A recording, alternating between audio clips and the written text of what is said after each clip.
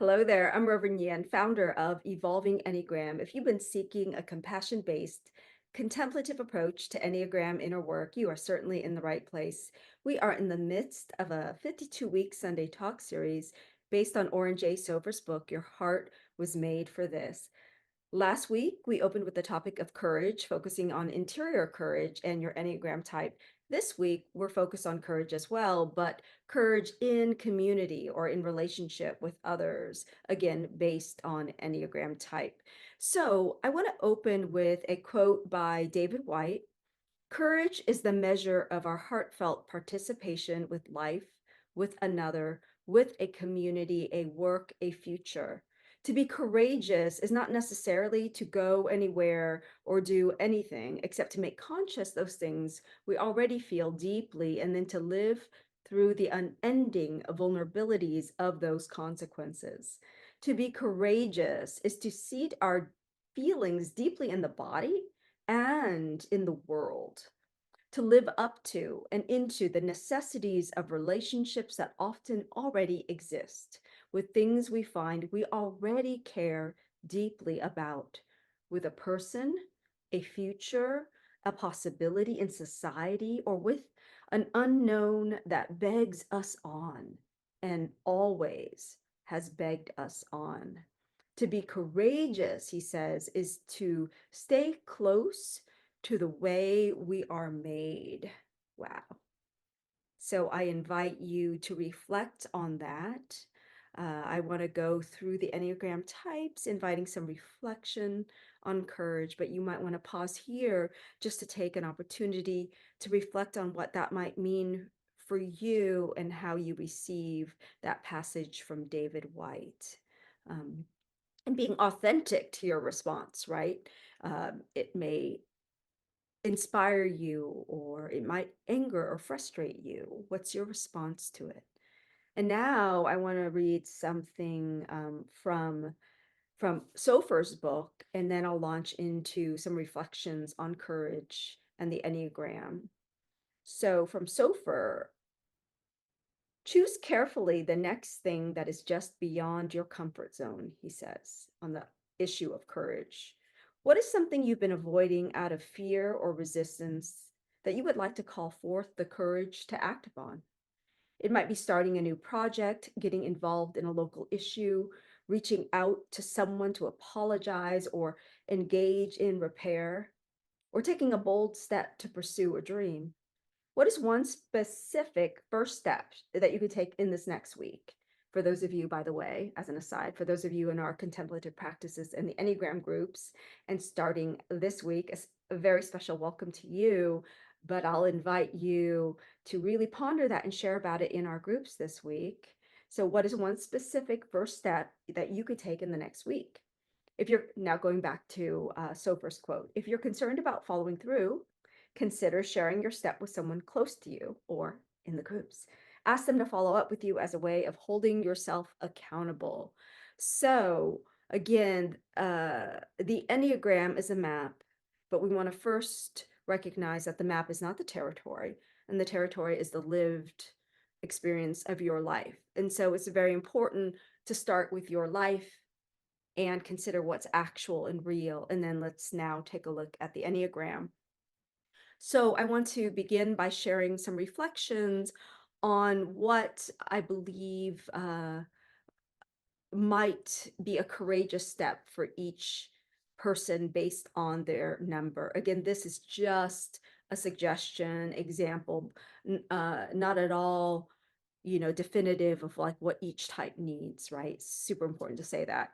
So I want to say that you can see I'm still out of my element here in my background. I'm actually at my cousin's house in the Dallas, Texas area. I've just done an Enneagram of Soul workshop here on Friday and Saturday. And honestly, doing that workshop felt really inspiring on the topic of courage, because here was a group that just met and got together, and we built this little community for a day and a half. And within it, I saw courage being expressed in community, which is part of what inspired this talk today about courage in relationship.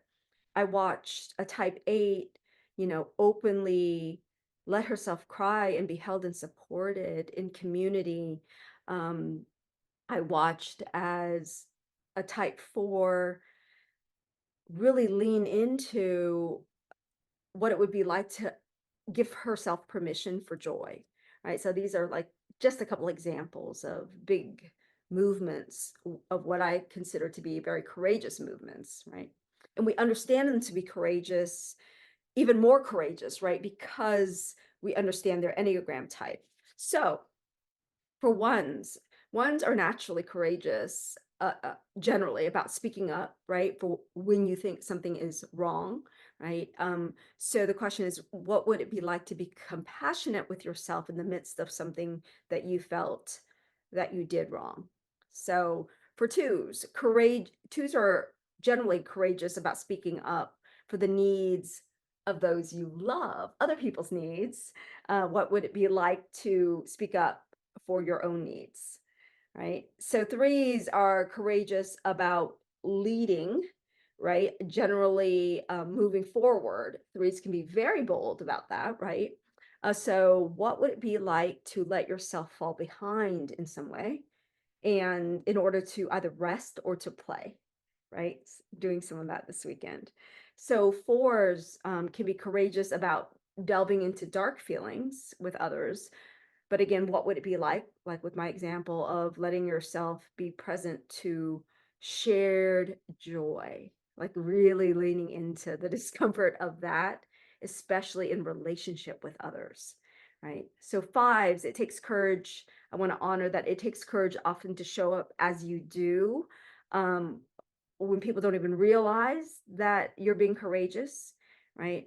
Um, and so I invite you, what would it be like to show up not more often, but differently, like sharing more of that which you've been holding private, like the something you feel like you need to keep that for yourself. Can you bring that forward in relationship with others? Can you risk that? Right. So, of course, sixes, you are some of the most courageous people I know.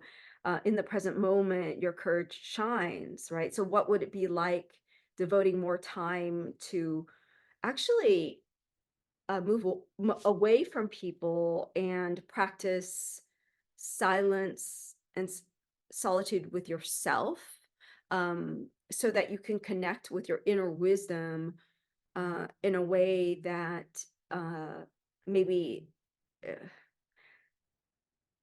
isn't about you caring and protecting all of your relationships, right? Like there's a way in which you believe you showing up dutifully is what keeps you safe, right? So there's a risk in moving away from people in order to withdraw and tend to your inner silence and wisdom. So for sevens, you are courageous already in your openness to adventure in some way, right? And what would it be like to spend even just an hour? How about 30 minutes alone, but not just alone, because sometimes you can do that alone while consuming books and information or watching the news. What would it be like to just spend time creatively on your own alone, or spending time with your feelings alone? That would be a great act of courage, even 30 minutes, or alone in nature.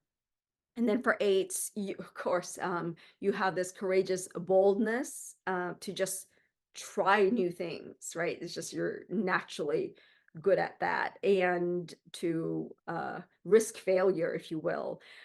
So, what if you were courageous in, like the example of this woman, letting yourself fall apart, like not be self-controlled in that way, in a way where you let yourself even weep in front of those, in front of others, right? And not just weeping for the world, because eights can definitely let themselves weep for the tragedy for others, but what about your suffering? Weeping almost like in a way that's self-pitying. Most eights don't give themselves that break, right?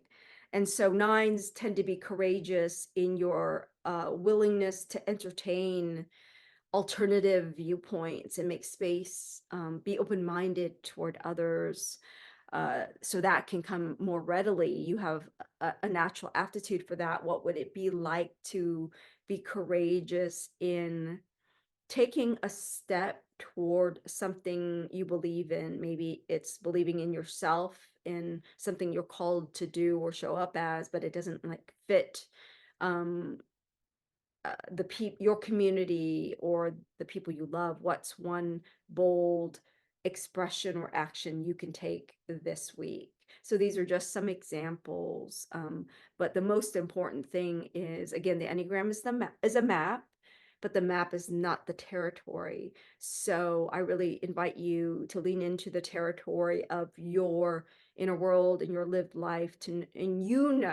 what would be courageous for you in this week. I really invite you to take that next step. Sometimes the step is a step forward, depending on your Enneagram type. Sometimes the step is stepping back and leaning into rest and play. So you decide for yourself. I look forward to hearing in the comments or in our CPE groups as we launch a new 12-week cohort this week. I'm excited to get to meet those of you I don't already know. And for those of you watching who are on the fence about joining a CPE group, it's not too late. You could start this week or next week. Maybe that's the courageous move of like being an observer and then joining in and participating. So uh, wherever you are, I hope this finds you well. I send my love and compassion across the miles, across the airwaves, across the internet. Namaste.